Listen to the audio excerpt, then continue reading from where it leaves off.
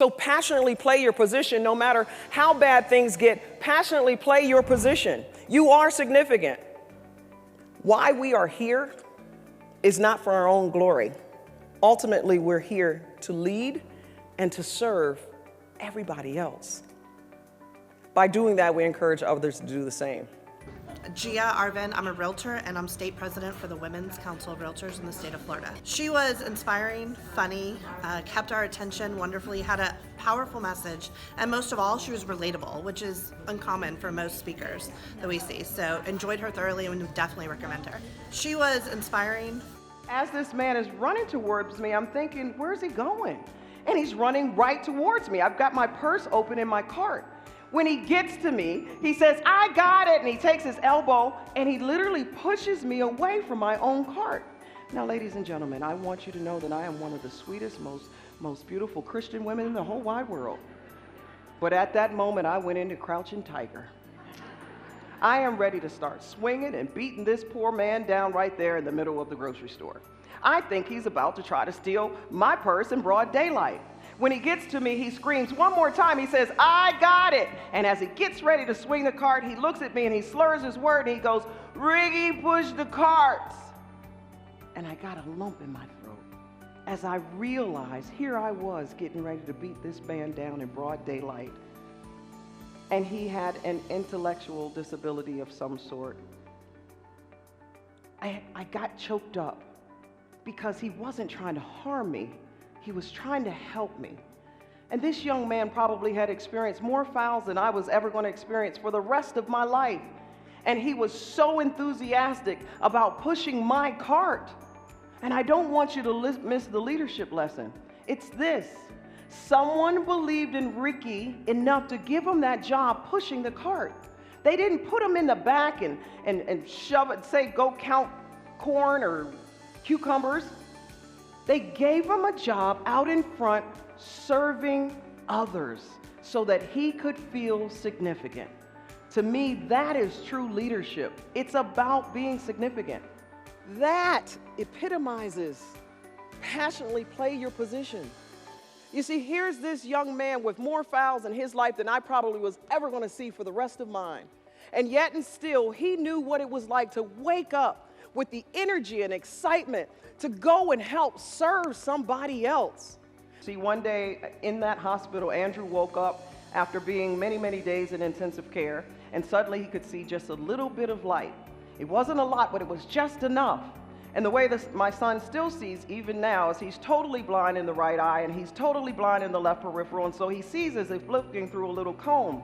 And everyone said that this was going to be a terrible thing because no peripheral, he won't be able to drive, he can't play sports, he can't do this, he can't do that. And I said, you know what, my winner's mentality kicked in, and I said, we're going to spin this thing positive. We're not going to focus on what you can't do. You know what, okay, so you have no peripheral. You know what else? You have no peripheral distractions. See, because you have a built-in mechanism, Andrew, to just focus on the goal. Over here is worry and over here is doubt, but straight ahead, that's your goal. You're going to focus on it, just like playing basketball. My name is also Andrew, and I think we just tend to personalize things. And it helped me put into perspective in my life some of the things that I'm focusing on that I shouldn't be focusing on, and to redirect my attention in places that it needs to be redirected. And I thank you for helping me to point that out and help define that way. And had it not been for this, I don't know that I would have done that. Thank you. Funny, kept our attention wonderfully. And so my mom comes up, and the night before we're getting ready to leave, we're sitting at the dinner table. I had made a nice meal, and my mom, who was a banker by profession, I always thought should have been a college professor.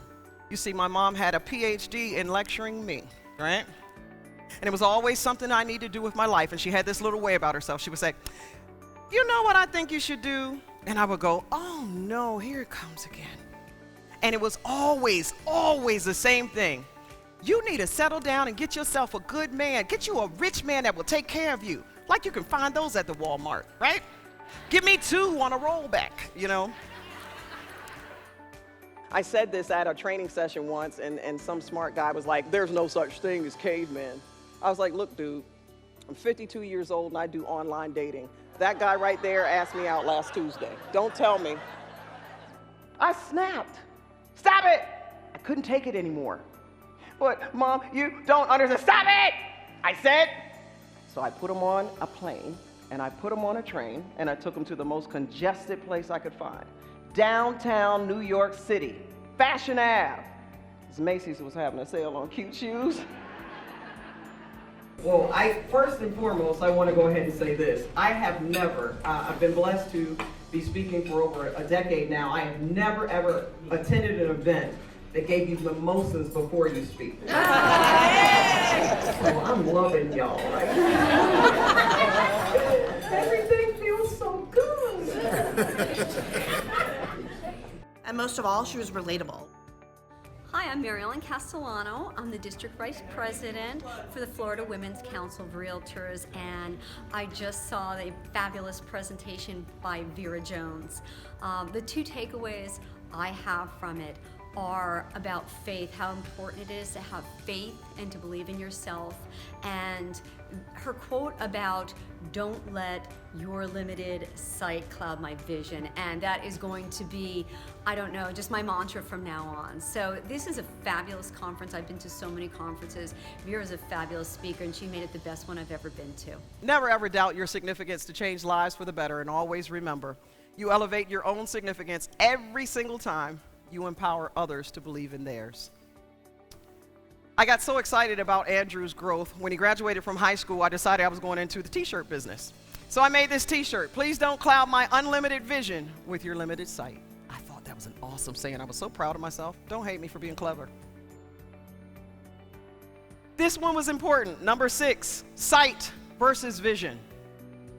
We use these words interchangeably. To me, they're not the same thing. See, sight is physical. We trust it because it's the here and now.